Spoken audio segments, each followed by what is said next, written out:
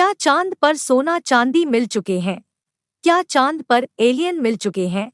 क्या चांद पर पानी या बर्फ का पता चल चुका है?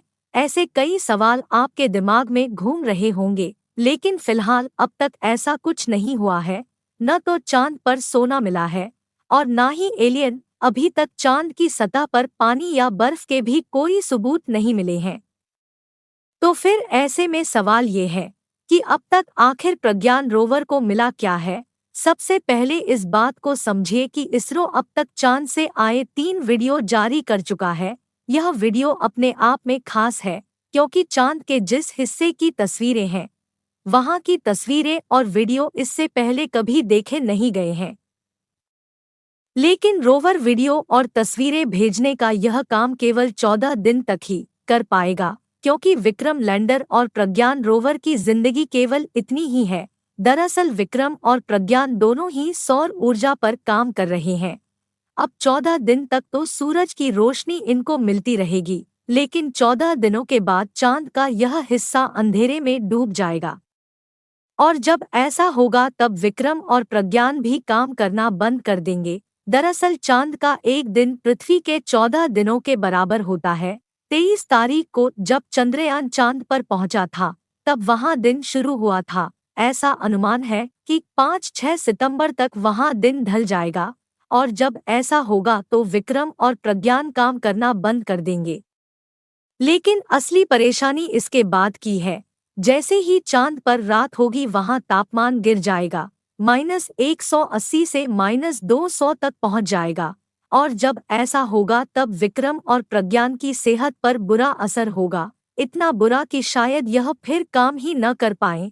लेकिन अगर इसके बाद भी दोबारा सूरज उगने पर ये दोनों काम करते हैं, तो यह अपने आप में एक चमत्कार के जैसा होगा।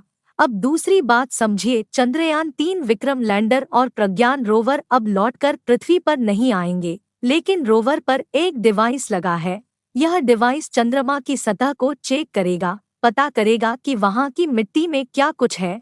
ऐसा माना जा रहा है कि चांद पर यूरेनियम या हीलियम मिल सकता है, या फिर टाइटेनियम भी। अनुमान यह भी है कि शायद वहां सोना भी हो सकता है। इसके अलावा वहां बर्फ भी हो सकती है। दरअसल चंद्रयान 1 में चांद पर पानी के कणों की पुष्टि तो कर दी थी, लेकिन यह पानी कितना है और क्या इसे किसी तरह इस्तेमाल किया जा सकता है? प्रज्ञान रोवर इन सवालों का जवाब तलाशने की कोशिश करेगा। रूस, अमेरिका और चीन ऐसे मिशन चांद पर भेज चुके हैं, जिन्होंने वहां से मिट्टी और चट्टानों के नमूने लिए और वापस आ गए। लेकिन भारत का प्लान यह नहीं है। भारत का प्लान मिट्टी और चट्टानों की वहीं पर जांच करने का है। अगर वहां कोई बेशकीमती धातु मिलती है या फिर वहां पानी की पुष्टि हो जाती है, तो इसरो शायद अगले चरण में मानवयुक्त यान भेजने का प्लान भी बना सकता है। लेकिन इस तरह के प्लान में बहुत तरह की तैयारी चाहिए होती है, और अभी तक केवल नासा ही ऐसे प्लान को अंजाम दे पाया है।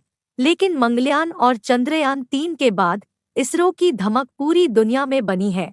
अब एक आखिरी बार, अगर सब कुछ सही रहता है, तो अगले कुछ दिनों तक प्रज्ञान हर वो राज खोल देगा जिनसे भारत को चांद से जुड़ी हर वो खास जानकारी मिल जाएगी।